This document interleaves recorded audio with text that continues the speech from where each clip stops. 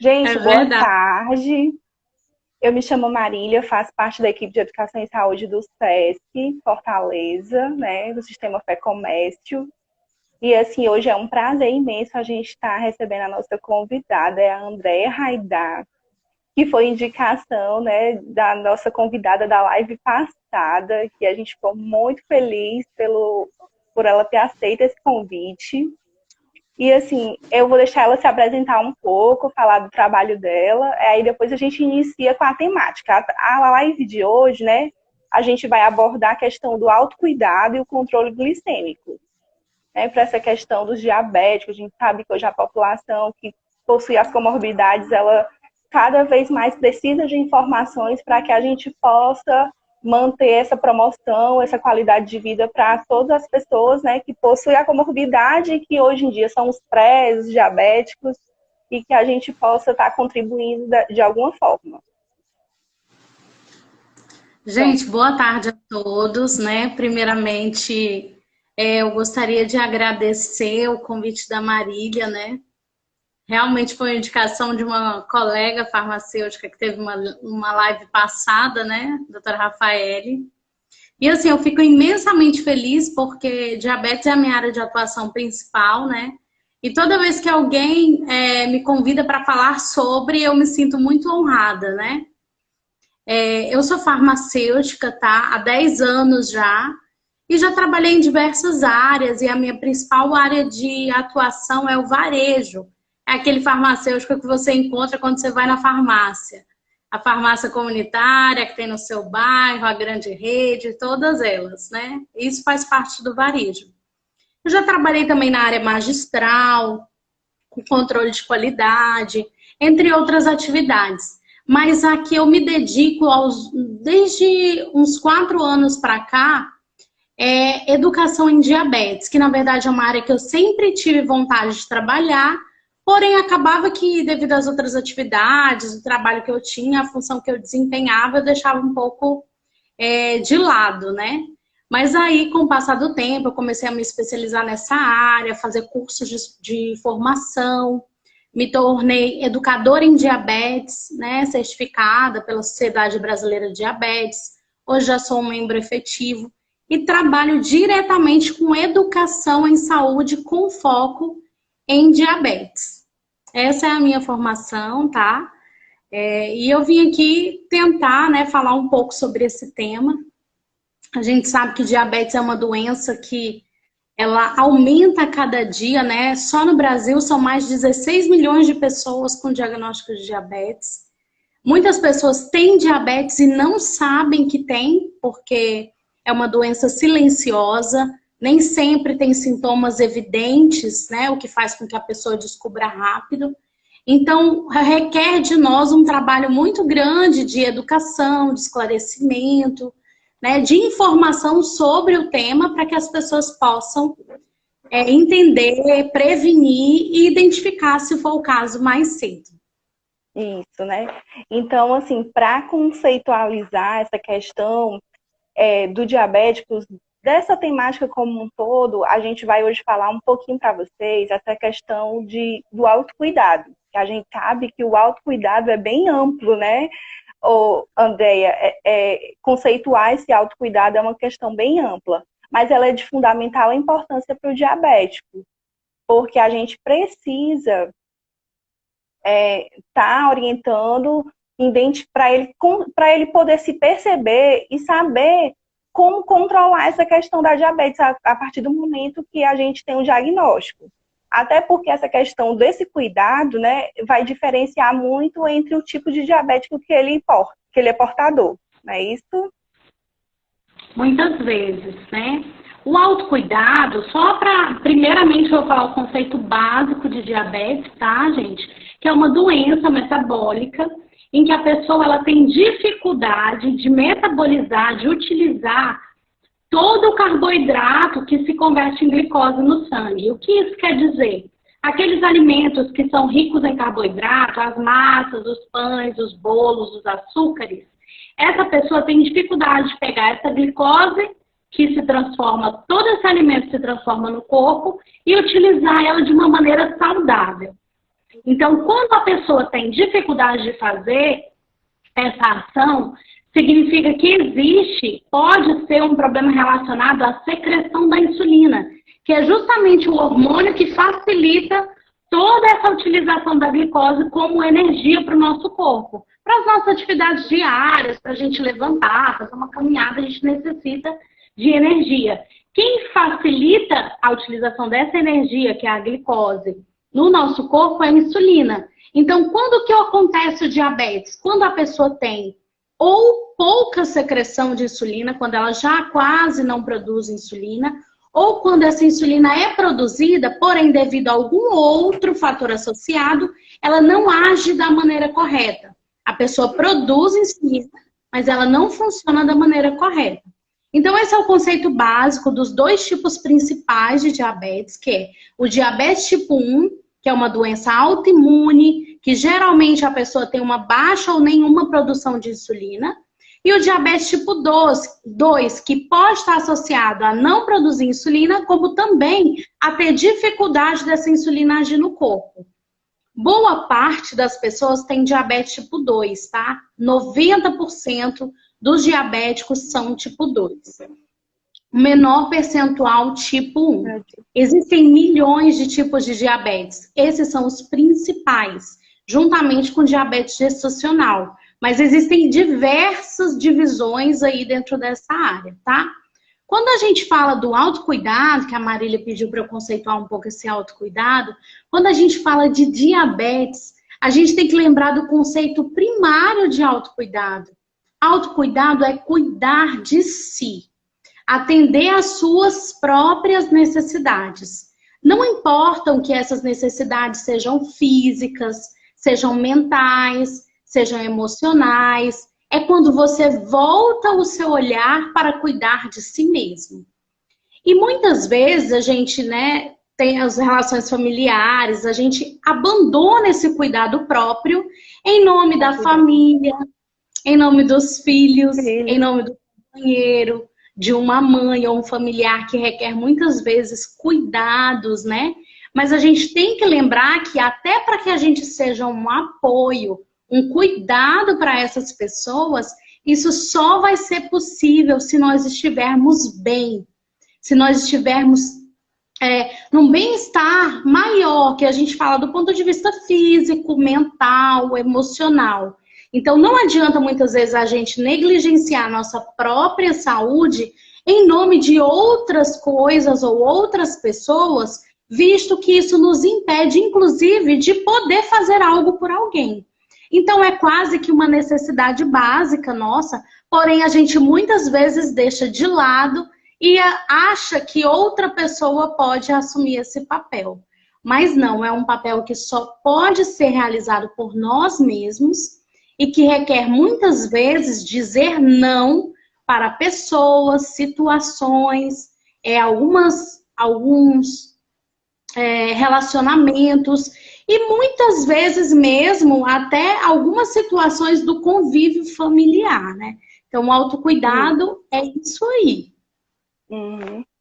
E aí a gente sabe, e o Ministério da Saúde, né, de acordo com algumas pesquisas e alguns estudos, a gente vê que muitas vezes o diabético, 70% dos casos das comorbidades, não só diabéticas, hipertensas, diabéticos, dislipidemia, né, que é o colesterol alterado, eles não conseguem controlar. Aí, assim, eu queria que você agora falasse um pouco dessa questão, dessa importância dessa adesão desse tratamento. Porque, às vezes, muitas vezes pode ser que ele não entenda. E aí eu estava olhando e pesquisando que hoje o aconselhamento farmacêutico ele é muito importante, né? Para que ele possa compreender aquele tratamento. Até quando se tomam mais de 5 medicações e tem aquela questão de não adesão, tem todo esse conflito dessa questão do tratamento farmacológico. Aí eu quero, você poderia falar assim agora para eles, né, para os nossos telespectadores nesse momento, essa questão da importância, né, dessa adesão ao tratamento. Certo. Primeiro, falando sobre a sua introdução a respeito de que boa parte não tem suas condições de saúde controlada, isso é verdade. principalmente quando se trata de algo que não tem sintomas agudos. O que é isso? Quando você está com uma dor muito forte, você rapidamente procura um atendimento médico. Porque aquela dor é insuportável, te dá uma sensação de necessidade, de urgência em resolver.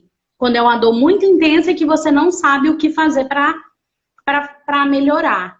O que acontece com as doenças crônicas é que elas são silenciosas. No que diz respeito ao diabetes, muitas vezes a pessoa tem sintomas e muitas vezes nem percebe, porque acha que está associado a algum outro fator. Mas, em geral, as pessoas só vão ter sintomas clássicos, que são muita vontade de fazer xixi, muita sede, né? Elas, às vezes, pode acontecer da pessoa ter muita fome, né? Uma fome excessiva. Pode acontecer também uma perda de peso acentuada, sem motivo aparente. E aí as pessoas muitas vezes só vão perceber que elas têm algum problema relacionado a diabetes quando os sintomas aparecem e muitas vezes essa glicemia já está elevada há bom tempo, né? Ou seja, já se passou muito tempo. Nesse sentido aí, de que a maioria das pessoas não tem sua doença controlada, tem a ver sim com essa questão dos sintomas, de não ser uma coisa que dói no momento, né? É silencioso.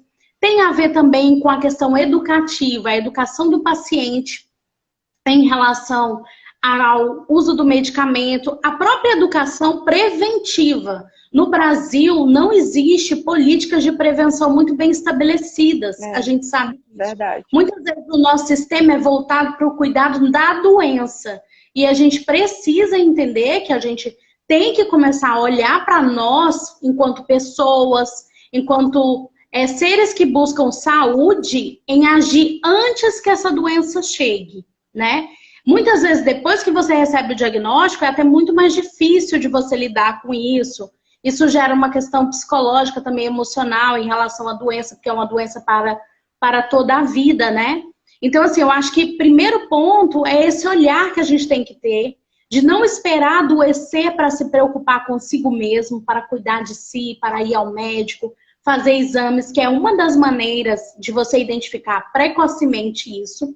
E uma vez que você tem a doença, você tem que buscar o auxílio necessário. Na farmácia, por exemplo, é muito comum a gente receber pacientes recém-diagnosticados, né, que vão iniciar um tratamento medicamentoso. Os farmacêuticos estão presentes na farmácia para realizar esse atendimento. Hoje é muito comum a presença do farmacêutico clínico dentro dos consultórios farmacêuticos, seja ele dentro da farmácia ou fora, justamente para ajudar a pessoa a organizar a sua rotina.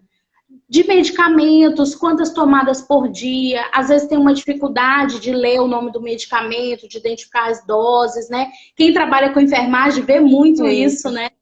Para fazer os aprazamentos, que é o horário das tomadas, né? Qual é o melhor horário, o que vai tomar com o que vai separar do quê, aquela história toda.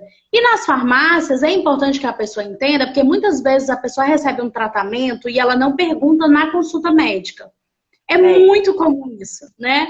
Você que é enfermeira sabe, ele não pergunta para o médico falou, ele sai sorrateiro, aí chega lá na farmácia, não é porque eu não entendi nem a letra, né? Exatamente. Muitas vezes não entendeu nem a letra. Uhum.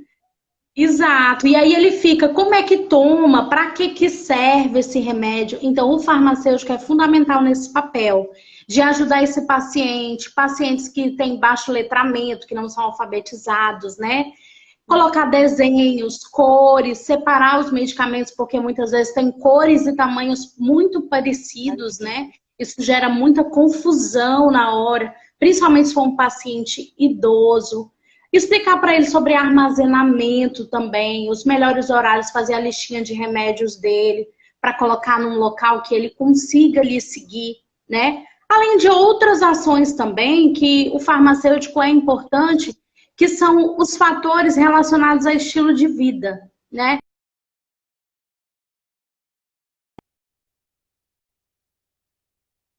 São mudanças de hábitos, hábitos alimentares, hábitos relacionados ao consumo de bebidas alcoólicas, tabagismo, se preocupar um pouco mais com o seu peso, né, em relação tentar gerenciar isso de uma melhor maneira, adequar aquela nova situação à vida da pessoa. Não é a pessoa que tem que se adequar ao novo tratamento, é esse tratamento que tem que ser ajustado para que essa pessoa mantenha a rotina dela, a vida, o trabalho, o lazer, tudo da melhor maneira possível, sem se sentir lesada nesse momento.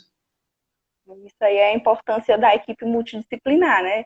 A questão da enfermagem, do farmacêutico, da farmácia, do médico em si, porque a gente, como a Andrea falou, os pacientes normalmente ele aceita o que o médico falou, tá certo, doutor, e já leva para casa, e acaba que esses estudos mostram que essa questão do controle é muitas vezes voltado para a questão do não entendimento desse tratamento farmacológico, não é isso?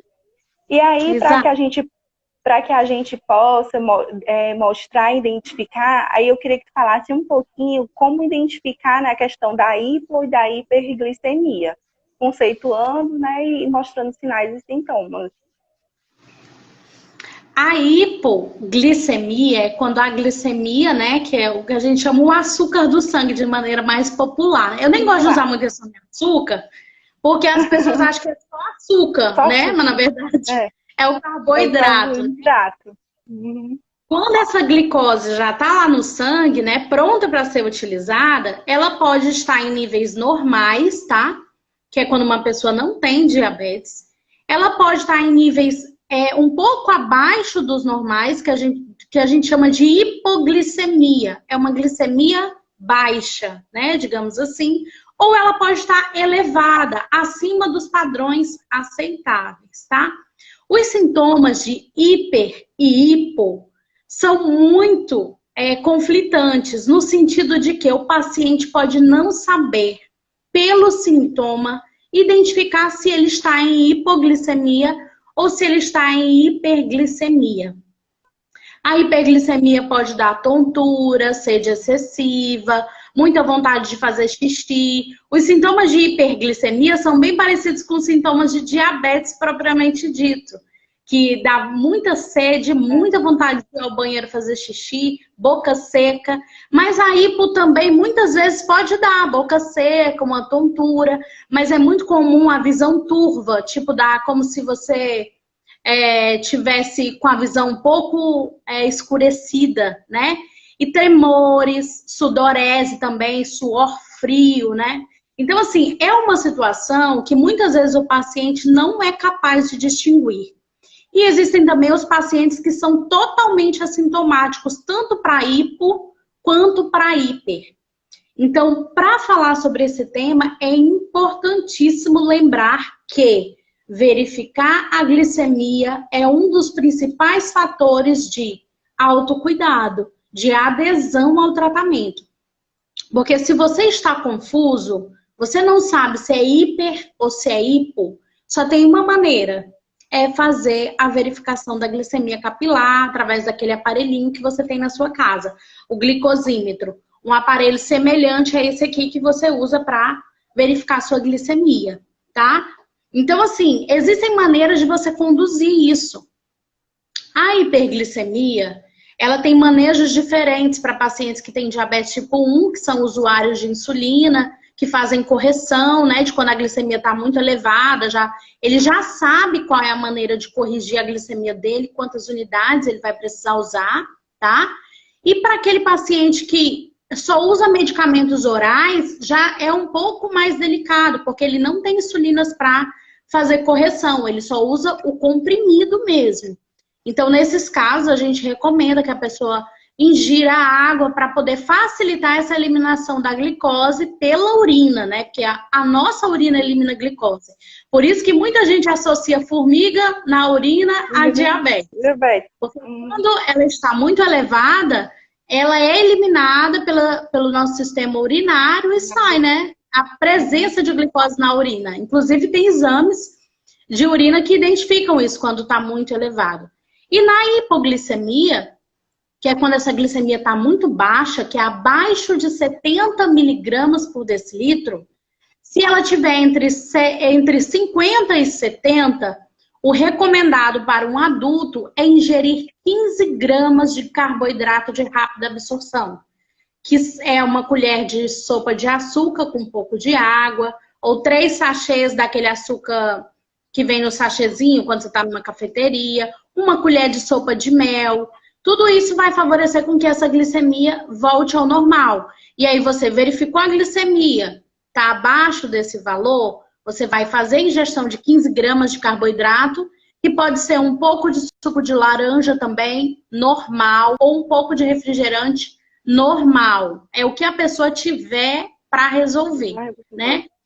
E aí ela vai fazer a utilização, vai aguardar 15 minutos e vai verificar a glicemia novamente. Se essa glicemia tiver se elevado, voltado para acima de 70 miligramas, essa pessoa deve procurar se alimentar de forma corriqueira, fazer a sua próxima refeição, né? Ou um lanche, ou um almoço, ou um café, o que seja que esteja na sequência. Agora, se ela permanecer abaixo de 70, é preciso repetir o processo novamente. Pode acontecer, Marília, de hipoglicemias em que a pessoa simplesmente apaga. Nesses casos que a pessoa não tem consciência, o ideal é chamar o atendimento médico especializado imediatamente. Não tentar resolver isso em casa, porque isso pode agravar o quadro da pessoa.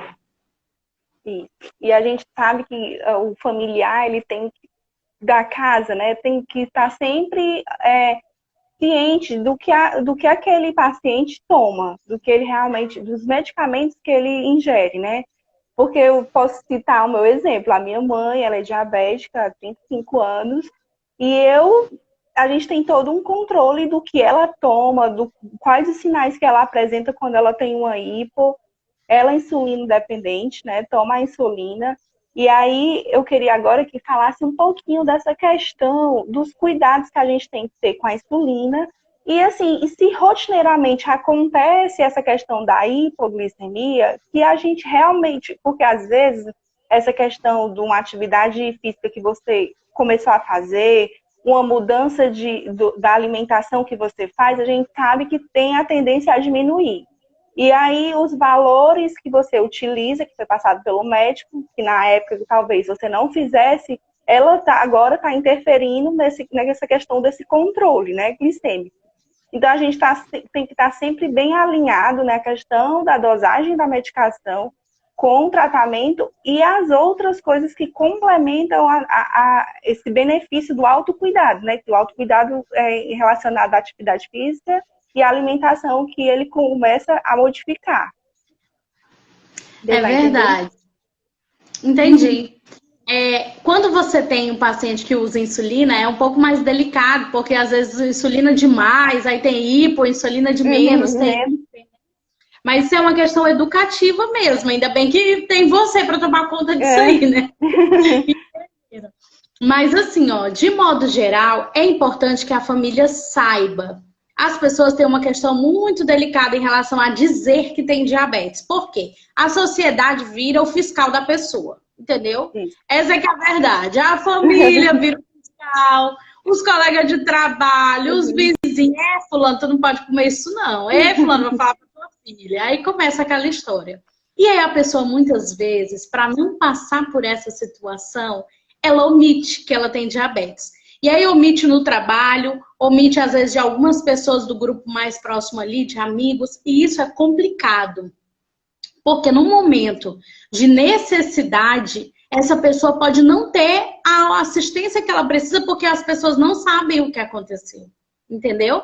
Então é muito comum pessoas que têm diabetes darem entrada no hospital, tem mal-estar, vai parar no hospital, chega lá no hospital, nem a equipe, nem a pessoa informou que tem diabetes, coloca no soro glicosado, por exemplo, e isso pode agravar ainda mais, dependendo do caso, que a pessoa se encontra no momento. Então, é super importante.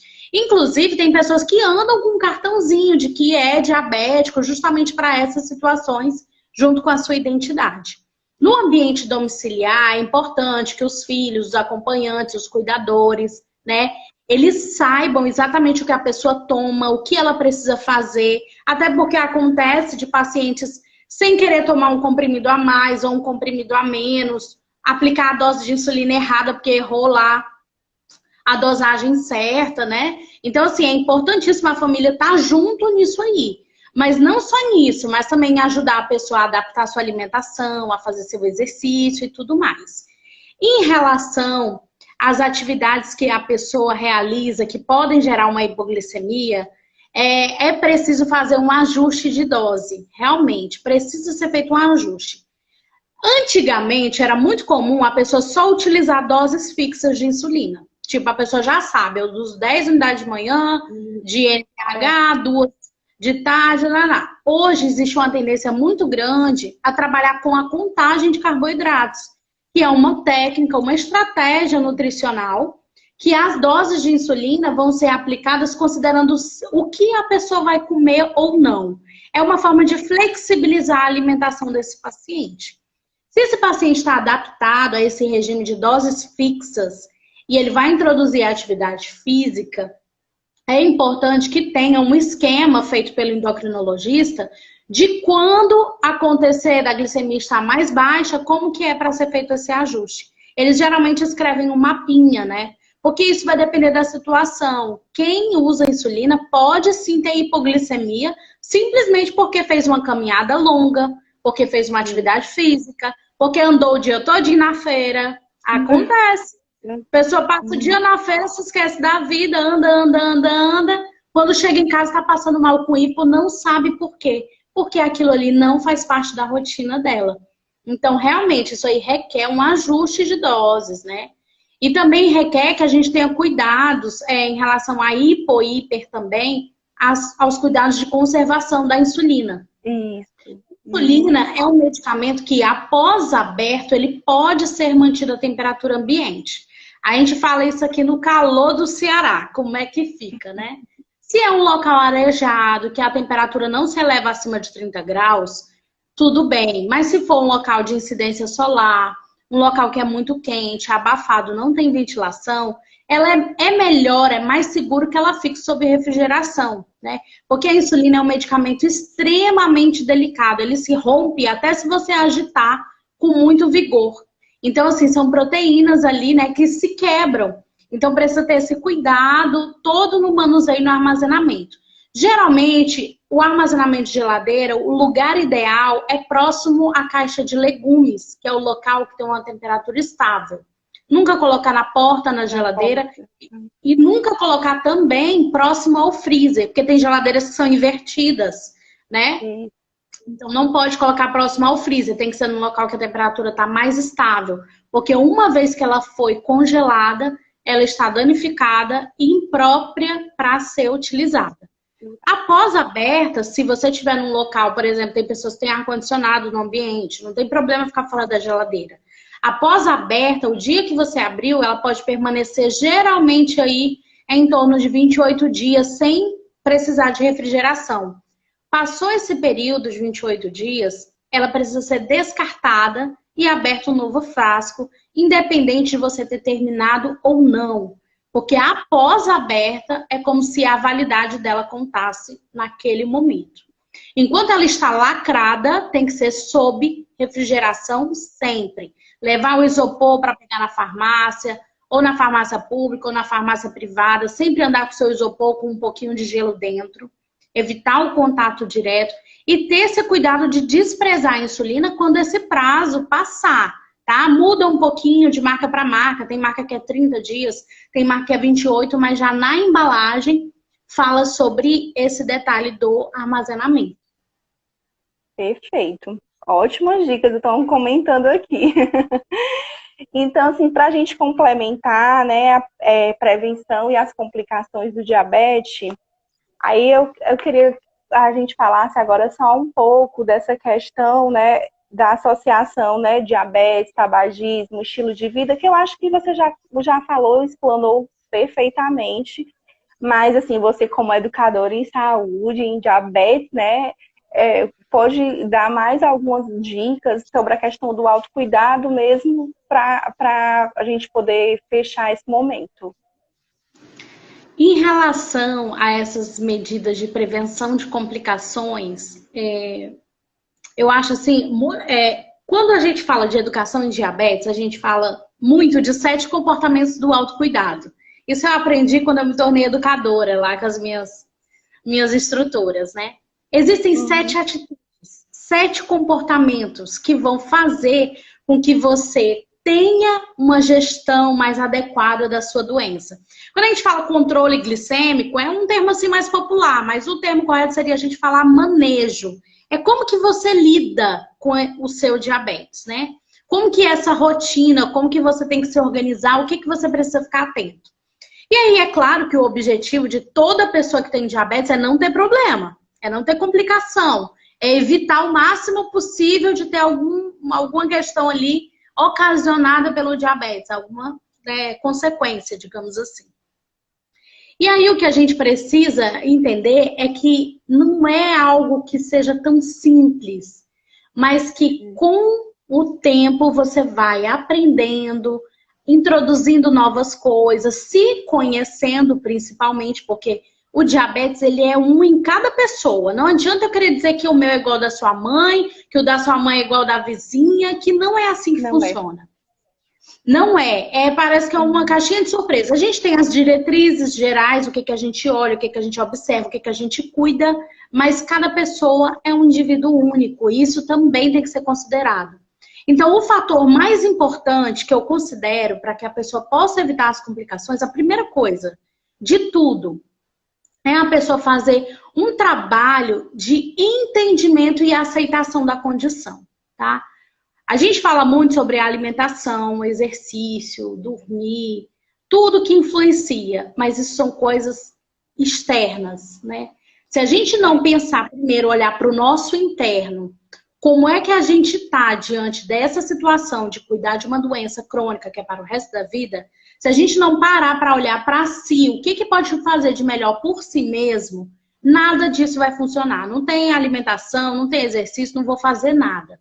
Então, a primeira coisa é a pessoa se entender, se olhar, ver o que na sua vida pode ser melhorado, né? Eu atendo muito paciente, fala assim, eu fui no fulano de tal, profissional da saúde, mas eu já saí de lá, porque eu não posso comer nada do que eu gosto, eu não posso comer cuscuz, não posso comer tapioca, e o que eu vou fazer da vida? Minha vida se acabou. É muito comum a gente escutar isso, né? Ainda mais no Nordeste.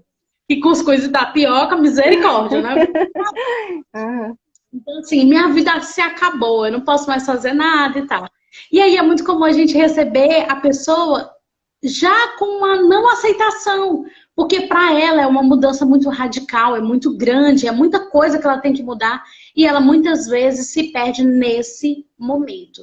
Então a primeira coisa é olhar para si, como é que você recebeu essa notícia, como é que é para você, quais são os seus sentimentos em relação a essa situação.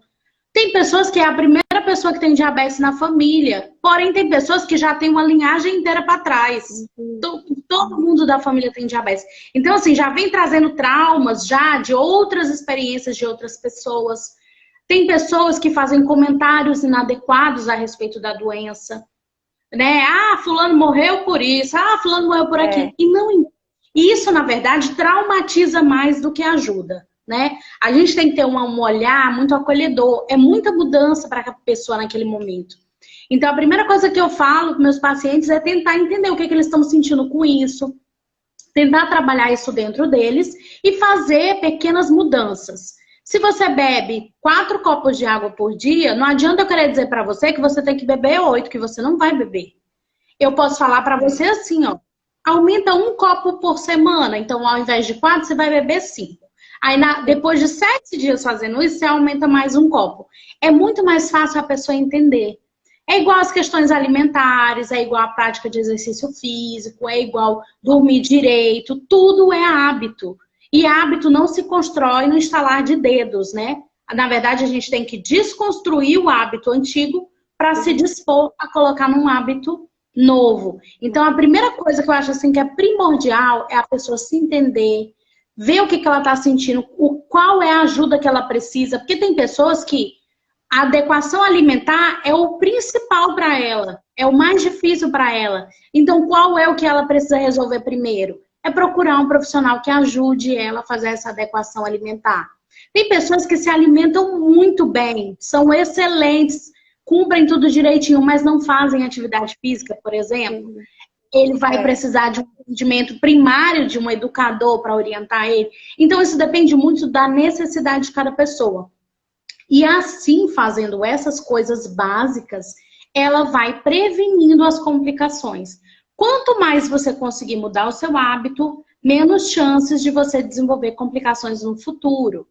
E quando a gente fala de desenvolver complicações no futuro, significa mudar o hábito, mas significa também monitorar as complicações. Então, se o diabetes é uma doença que a longo prazo causa problemas de visão, eu tenho que ficar atenta, fazer consultas anuais no oftalmologista, explicar, doutor, eu tenho diabetes, que a avaliação oftalmológica é diferente, não é a mesma de qualquer pessoa que vai no oftalmologista. Entendeu? É monitorar os pés dessa pessoa. Essa pessoa tem sensibilidade, essa pessoa tá com frieira, tem micose nos pés, tem micose nas unhas, tem alguma calcificação, ferida, furou, porque tem dificuldade de cicatrizar, entendeu? É monitorar o peso, porque às vezes essa pessoa nem é acima do peso, mas com o passar do tempo da doença, ela vai ganhando peso, então precisa monitorar. Então, assim, são cuidados diversos que você precisa ter. E à medida que você vai colocando cada um desses na sua vida, isso vai se tornando uma coisa mais natural. É igual mulher. Mulher já tem o hábito de fazer avaliação ginecológica. O homem não tem, por exemplo. Mas isso é por quê? Porque a gente tem mais necessidade de acompanhamento, a gente tem gestação, a gente tem doenças ginecológicas, a gente tem outras situações, né, que envolvem doenças específicas. O homem já não tem o hábito de ir no médico especialista de saúde, né, sexual masculina ou no proctologista, digamos assim. E aí, só para você ver como que é engraçado, né? Até fazer um exame periódico para o homem é algo assim do outro mundo. A mulher não, mulher, todo mundo tem que fazer. É desconfortável e tudo? É, mas precisa fazer em nome da saúde. Então é um hábito isso, entendeu? Que a gente vai construindo para evitar. Isso. Desconstruindo aquilo que já era, né? E construindo algo que seja para a qualidade de vida nesse momento, né? Dos portadores agora de diabetes. Que a gente sabe que ainda existe muitas fake news que falam a cura, coisas milagrosas, que a gente tem que entender que isso não existe, né? E que tudo é uma questão de hábito, costume, monitorização. Então, é isso.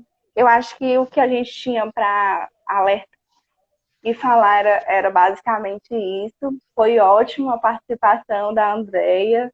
Assim, foi fundamental, altas dicas. E a gente agradece demais, e eu, Marília, em nome do SESC, né, pela sua participação. A gente lá tem um público imenso de idosos que muitas vezes procuram o nosso ambulatório, né, só para verificar e conversar com a gente. E, assim, é esse momento acolhedor e que a gente possa passar informação sempre que possível. Com certeza, Marília. Sempre que precisar, a gente está à disposição, né? A gente sabe que o SESC tem um trabalho social muito bonito, né? Não só na área da saúde, mas em outras áreas também na cultura. E é um apoio para essa pessoa que precisa de um atendimento, é um apoio para essa pessoa que precisa de atenção, que muitas vezes está perdida ainda diante do diagnóstico, não sabe muito bem o que vai fazer, né? Tipo, não sabe se preocupa com o medicamento, se preocupa com o que come. E essa questão que você falou em relação às notícias falsas é algo que é muito sério. Porque você vê pessoas abandonando seus tratamentos em nome de coisas fictícias, milagrosas, chás, né? Eu, como farmacêutica mesmo, adoro um chá, né? Adoro um chá. Se quiser que eu fique doida por você, você me dá um chá. Eu amo chá. Mas o chá, ele é um alimento, uma bebida, como uma outra coisa qualquer. Ele é feito de produtos naturais, ele tem seus benefícios? Tem. Mas não é por isso que a gente vai simplesmente sair divulgando por aí que o chá vai curar o diabetes, por exemplo. Existem muitos mitos, né? Água com quiabo. Então, assim, não tem problema uma pessoa que tem diabetes tomar chá, desde que ela tome os cuidados, né? Que aquele chá não seja contraindicado para ela, que ela não faça uma automedicação, misture elementos ali, que a gente vê muito comum também, chás mistos, né? De não sei quantas mil ervas para curar tudo, cura tudo. E aí a gente vê muito falando sobre, como se fosse uma coisa simples. E assim, o que eu vejo assim de mais complicado nessa situação é o dano que essa pessoa tem em relação à percepção do tratamento dela. Porque cada vez que ela abandona o tratamento dela com o médico e entra numa situação dessa de tomar algo milagroso, de fazer algo que é milagroso, sem nenhuma evidência científica, o que é mais difícil de lidar é a frustração. Porque muitas vezes a pessoa, graças a Deus, não tem um dano físico em relação àquilo, além das complicações de não ter seu diabetes controlado. Mas a frustração de ficar tentando sempre buscar uma coisa que seja mágica, que seja, né? Isso dificulta o processo de aceitação também da pessoa em relação à doença. Que eu não sei se lá no ambulatório vocês recebem pessoas que têm diabetes há anos, mas que não aceitam a condição ainda. Tem. Tanto diabético, tanto diabético como o próprio hipertenso também. Eles vão várias vezes verificar a pressão porque eles não querem aceitar aquela situação, entendeu? Ele não quer aceitar. Aí isso tudo é uma questão de construção mesmo, né? Que a gente vai conversando, monitorizando e orientando para que ele possa, de uma forma, aceitar, até porque eles já estão ali no SESC muitas vezes procurando uma alimentação adequada, uma atividade física, para eles, né? Vou falar aqui dos nossos idosos, praticamente é a segunda casa, porque eles passam um dia em quase todos lá no SESC. Então, assim, a gente acaba... Tem almoço, né? Lá tem almoço, tem atividade. Isso. E aí, a gente trabalhar essa questão desde sempre é muito importante, porque a gente tem que ser de uma forma educativa e sempre orientar que essas coisas milagrosas não existem, né? E que essa aceitação tem que ser aos poucos, como você falou. Se eu preciso aumentar a ingesta de água, eu não vou começar com uns 4 copos de uma vez. Sim, vai graduando a cada passo para que a gente possa chegar no final e conseguir essa mudança, né? Marília, você que trabalha há muito tempo com pessoa com diabetes, que eu sou curiosa, né? Porque eu tenho muito paciente com diabetes e aí eu fico curiosa. No SESC, por exemplo, vocês têm um público assim mais idoso, né? Isso. Acontece o abandono do tratamento medicamentoso sem contar para vocês? Tipo, a pessoa para de tomar, continua indo lá, aí vai verificando a glicemia, percebe que a glicemia fica alta, e depois que começa tipo, ficar em níveis elevados, eles contam que pararam tudo. Tipo, tô fazendo um teste para ver se eu já... Isso. Acontece? Acontece demais. Eu tô fazendo um teste para ver se ela baixa, né? Ele deixa de tomar os remédios, fica monitorizando, fazendo o teste, a glicemia capilar, e aí quando de repente ela aumenta de uma vez, aí ele vai e fala que realmente abandonou o tratamento e tal. E aí quando a gente vai e puxa ele para a realidade, porque não é bem assim, né? Puxão, né? De orelha. Com amor, né? Mas é um puxão de orelha, né? Não deixa de ser. Eu falo muito, isso é uma das coisas que mais me chama a atenção. Porque eu percebo que as pessoas não querem fazer o tratamento, que elas não querem tomar os medicamentos, porque, enfim, né? Toda essa rotina, às vezes, é um pouco cansativa e a pessoa não aceita, né? Que ela precisa mudar um pouco. E aí, eu te perguntei isso porque isso é uma das maiores dificuldades na farmácia. A pessoa não entende, muitas vezes, que ela pode, sim, chegar ao ponto de reduzir o medicamento, que ela pode, sim, chegar a um ponto que o médico vai tirar um medicamento, vai colocar outro, vai reduzir um comprimido e tal. Mas que esse ponto de mudança no tratamento dela só vai acontecer se ela estiver controlada e tomando os medicamentos prescritos, né? Eu vejo muito paciente falar assim, fulano falou pra mim que não toma mais o comprimido X, que agora só toma um comprimido. Ou fulano falou pra mim que reduziu a dose de insulina, eu quero ver se a minha reduz também, né? Eles têm muito isso. E assim, aproveitando esse gancho desse tema, porque eu fico curiosa às vezes para saber, e falar também, esclarecer. pode acontecer, gente, tanto de aumentar o número de comprimidos, quanto de reduzir. Mas o médico o prescritor só vai tomar essa atitude se ele tiver certeza de que a sua glicemia tem estado em níveis recomendados, né? Cada pessoa tem a sua meta. Em geral, em jejum, a gente preconiza que fique ali próximo a 100 miligramas por decilitro. Após refeição, até 140. Lembrando que grupos especiais, idosos e crianças, esse parâmetro é diferente, não é igual para adultos, né? Porque leva em consideração também outras doenças, comorbidades e também o risco de queda que esse idoso tem, que é muito maior do que o da população adulta jovem, né? E aí, é possível, sim, mas para isso tem que ter um controle adequado, tem que a sua glicemia estar mais baixa do que o necessário para que haja essas modificações, essas retiradas, né? E tem que haver uma adequação também de estilo de vida, uma pessoa que faz exercício, que toma o medicamento certinho, que tem uma alimentação balanceada, né? Que consegue controlar ali os fatores principais. Marília, eu queria te agradecer. Acabou que nem deu tempo da gente ler muitas perguntas. Eu nem consegui acompanhar aqui, porque eu sou nova nesse negócio de live, viu?